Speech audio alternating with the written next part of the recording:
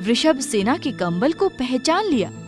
उनकी आंखों से आग की चिंगारियां निकलने लगी। महारानी वृषभ सेना का कंबल इसके पास क्यों और कैसे गया? वह उसी समय वहाँ से भागा और तेज घोड़े पर सवार होकर बहुत दूर निकल गया। उसे भागा देखकर उग्रसेन का संदेह और बढ़ा। तब उन्होंने मेघपिंगल को पकड़ लाने के लिए अपने सवारों को दौड़ाया। यदि मैं संकट से बचूंगी तो दीक्षा लेकर अपना सारा जीवन धर्म ध्यान में लगाऊंगी। राजज्ञा के अनुसार समुद्र में डाल दी गई। लेकिन स्वर्ग के देवों ने उसी समय आकर वृषभ सेना को एक अमूल्य सिंहासन पर अधिष्ठित किया। उसका जय जयकार मनाया। शील सम्राज्ञी रानी वृषभ सेना की जय! शील सम्राज्ञी रानी वृषभ सेना की जय!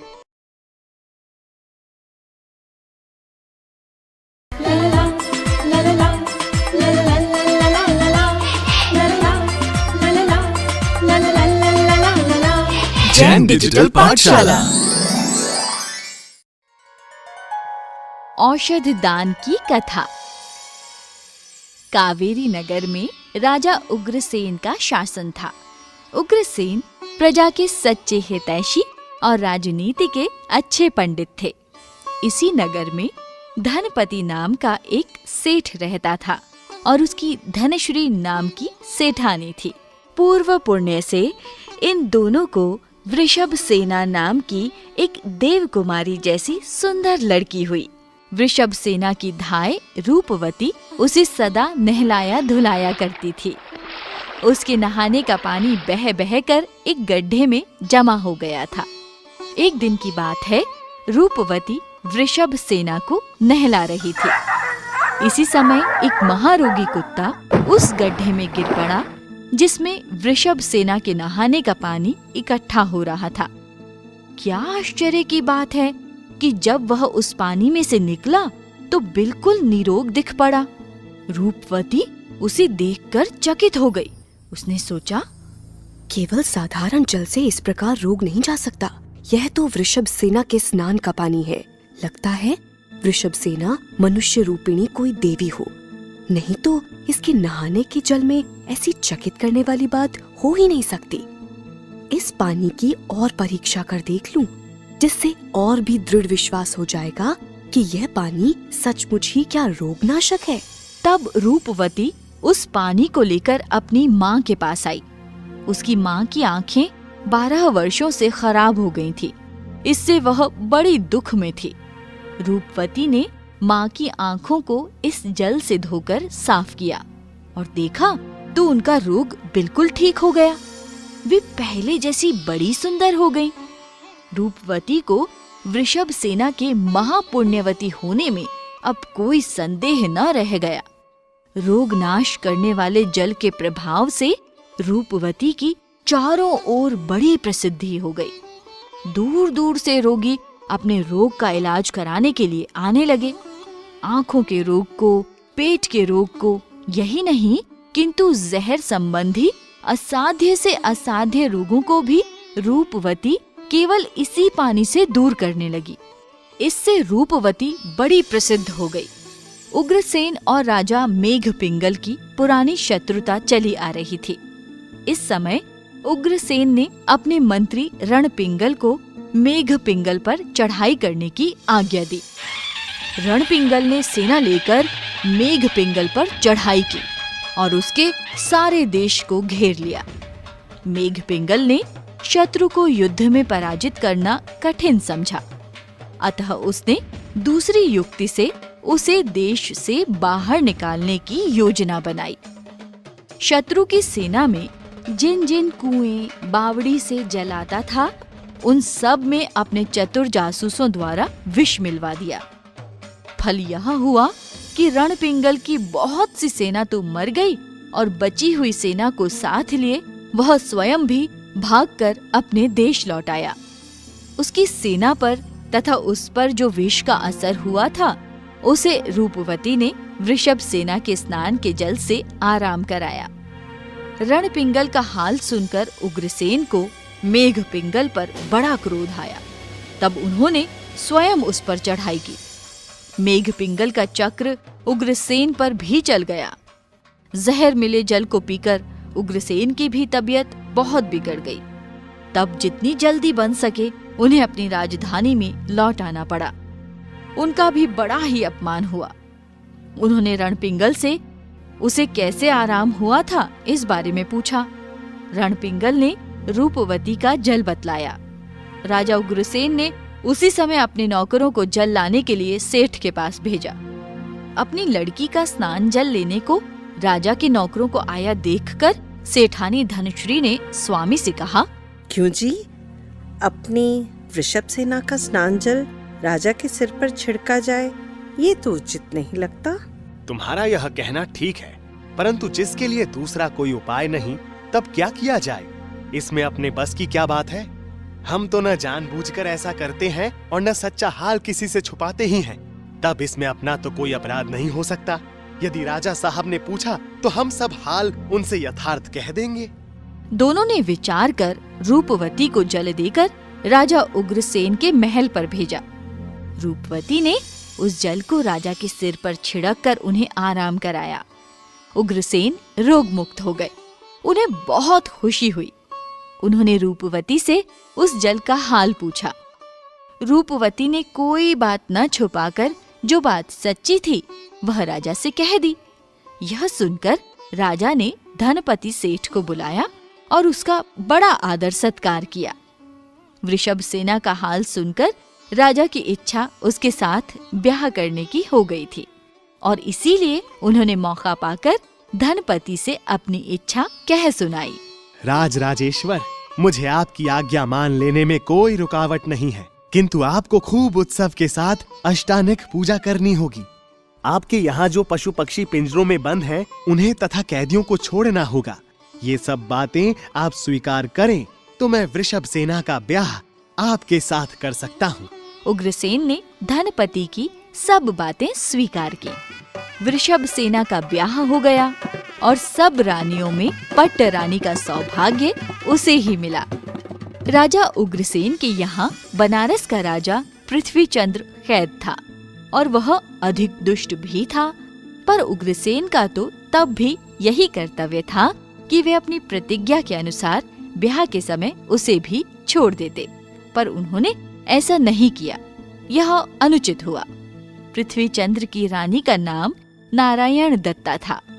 उसे आशा थी कि उग्रसेन अपनी प्रतिज्ञा के अनुसार वृषभ सेना के साथ ब्याह के समय मेरे स्वामी को अवश्य छोड़ देंगे, पर उसकी वह आशा व्यर्थ हुई। अपने पति को छुड़ाने के लिए उसने एक युक्ति बनाई और उसमें उसे मनचाही सफलता भी प्राप्त हुई। उसने बनारस में वृषभ सेना के नाम से कई दानशालाएं बनवाईं। इन दानशालाओं में बढ़िया से बढ़िया 6 रसमय भोजन कराया जाता था। थोड़े ही दिनों में इन दानशालाओं की प्रसिद्धि चारों ओर फैल गई। जो इनमें एक बार भी भोजन कराता वह फिर इनकी तारीफ करने में कोई कमी न रखता था। बड़ी बड़ी दूर से इनमें भोजन करने को लोग आने लगे। कावेरी के भी बहुत से मनुष्य यहाँ भोजन कर जाते थे।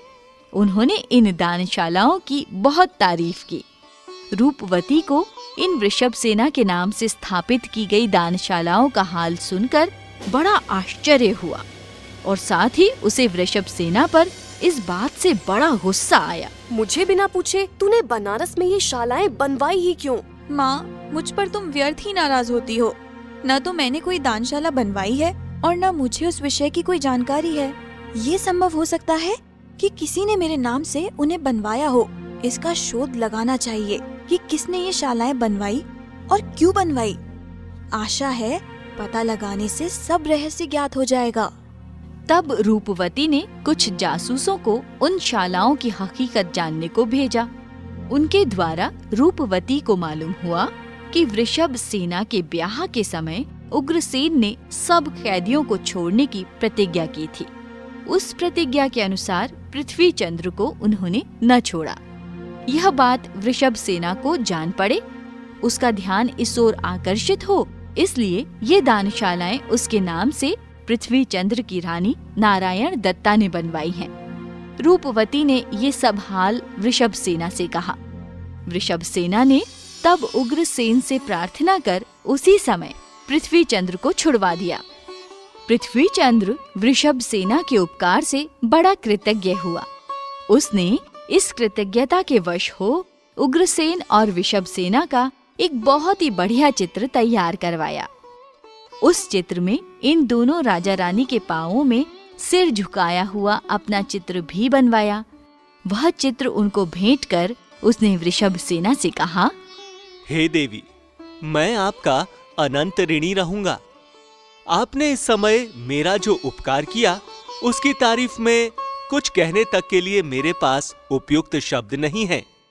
पृथ्वी चंद्र की यह नम्रता, यह विनयशीलता देखकर राजा उग्रसेन उस पर बहुत प्रसन्न हुए। उन्होंने उसका बड़ा आदर सत्कार किया। मेघ पिंगल उग्रसेन का शत्रु है, यह तो हमने पहले ही देखा है। मेघ पिंगल उग्रसेन से भले ही न डरता हो, पर पृथ्वी चंद्र से बहुत डरता है। उसका नाम सुनते ही वह कांप उठता है। यह बात राजा उग्रसेन को मालूम थी, इसलिए अब की बार उन्होंने पृथ्वी चंद्र को उस पर चढ़ाई करने की आज्ञा की। उनकी आज्ञा मानकर पृथ्वी चंद्र अपनी राजधानी में गया और तुरंत उसने अपनी सेना को मेघ पिंगल पर चढ़ाई करने की आज्ञा की। सेना के प्रयाण का बाजा बजने ही वाला था कि कावेरी नगर से खबर आ गई। महाराज, अब चढ़ाई की कोई जरूरत नहीं। मेघ पिंगल स्वयं महाराज उग्रसेन के दरबार में उपस्थित हो गया है। बात यह थी कि मेघ पिंगल पृथ्वी चंद्र के साथ लड़ाई में पहले कई बार हार चुका था, इसलिए वह उससे बहुत डरता था। यही कारण था कि उसने पृथ्वी चंद्र से लड़ना उचित न समझा। तब उसे उग्रसेन की शरण आना पड़ा। अब वह उग्रसेन का सामंत राजा बन गया। एक दिन दरबार लगा हुआ था। राजा उग्रसेन सिंहासन पर अधिष्ठित थे। आज सामंत राजाओं द्वारा जो भेंट आएगी वो आधी मेघ पिंगल को और आधी वृषभ सेना को भेंट होगी। उग्रसेन महाराज की अब से मेघ पिंगल पर पूरी कृपा हो गई थी। आज बहुत से धन दौलत के सिवा 2 बहुमूल्य सुंदर रत्न कंबल उग्रसेन की भेंट में आए। उग्रसेन ने अपनी प्रतिज्ञा के अनुसार भेंट का आधा हिस्सा मेघ पिंगल के पास और आधा हिस्सा वृषभ सेना के पास पहुंचा दिया। एक दिन मेघ पिंगल की रानी इस कंबल को ओढ़कर किसी आवश्यक कार्य के लिए वृषभ सेना के महल आई। ऐसा ही एक कंबल वृषभ सेना के पास भी था जो राजा ने दिया था। दुर्भाग्य से मेघ पिंगल की रानी का कंबल वृषभ सेना के कंबल से बदल गया। उसे इसका कुछ ख्याल न रहा और वह वृषभ सेना का कंबल ओढ़कर अपने महल आ गई। कुछ दिनों बाद मेघ पिंगल को राज दरबार में जाने का काम पड़ा। वह वृषभ सेना के इसी कंबल को ओढ़े चला गया। कंबल ओढ़े मेघ पिंगल को देखते ही उग्रसेन के क्रोध का कुछ ठिकाना न रहा। उन्होंने वृषभ सेना के कंबल को पहचान लिया। उनकी आंखों से आग की चिंगारियां निकलने लगी। महारानी वृषभ सेना का कंबल इसके पास क्यों और कैसे गया? इसका कोई गुप्त कारण जरूर होना चाहिए। बस यह विचार उनके मन में आते ही उनकी अजब हालत हो गई। उग्रसेन का अपने पर अकारण क्रोध देखकर मेघ पिंगल को इसका कुछ भी कारण समझ में न आया, पर ऐसी दशा में उसने अपना वहां रहना उचित न समझा। वह उसी समय वहां से भागा और तेज घोड़े पर सवार होकर बहुत दूर निकल गया। उसे भागा देखकर उग्रसेन का संदेह और बढ़ा। तब उन्होंने मेघ पिंगल को पकड़ लाने के लिए अपने सवारों को दौड़ाया तथा क्रोधाग्नि से जलते हुए रानी वृषभ सेना से कुछ भी न पूछकर वृषभ सेना को समुद्र में फेंकवाने का आदेश दे दिया। उस क्रोध को धिक्कार है, उस मूर्खता को धिक्कार है जिसके वश हो लोग योग्य और अयोग्य कार्य का भी विचार नहीं कर पाते। भले ही उग्रसेन महाराज इस बात को न समझें कि वृषभ सेना निर्दोष है, किंतु वृषभ सेना को अपनी निर्दोषता पर पूर्ण विश्वास था।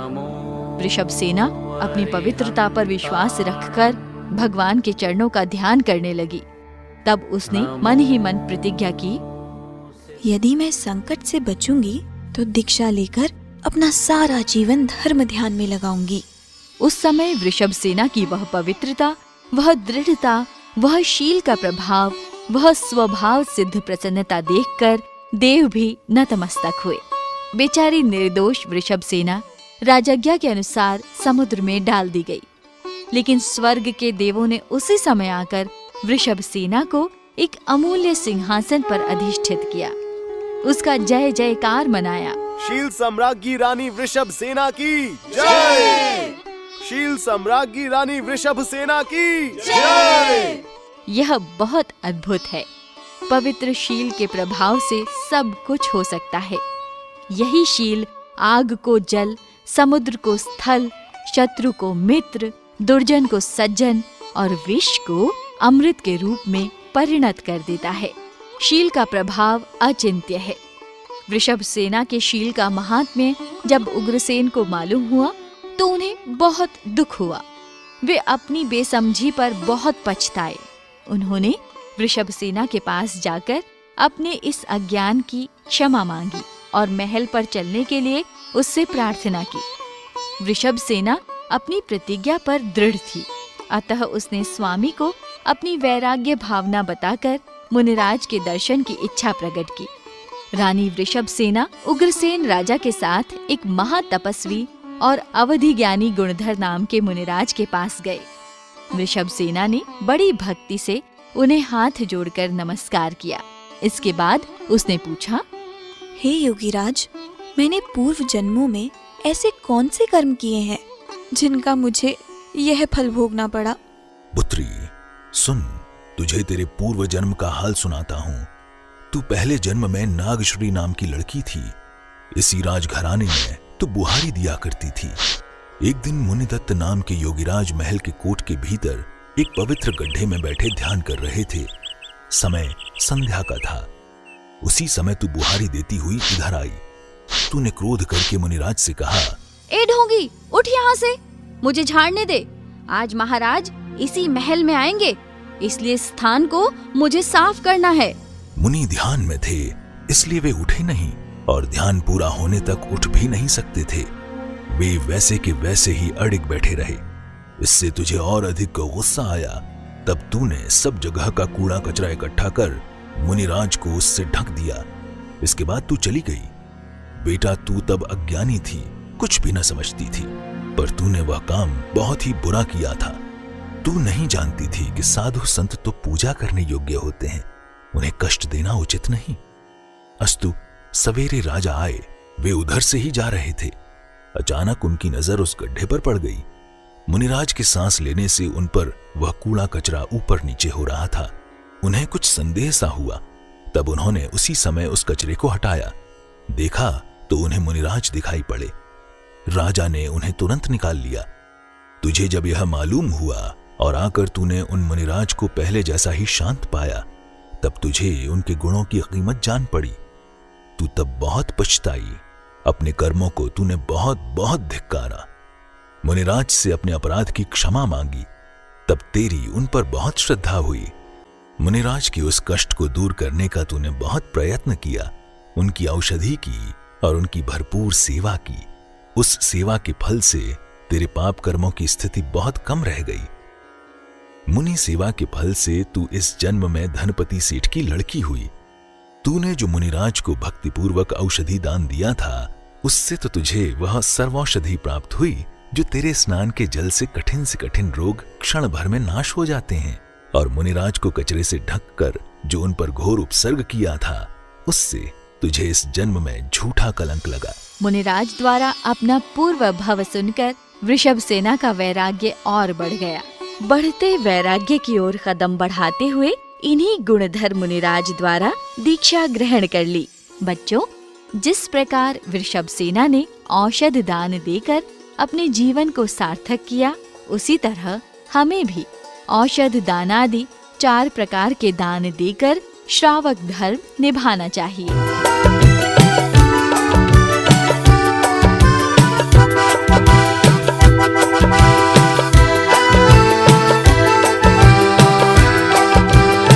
जय जिनेंद्र। धन्यवाद।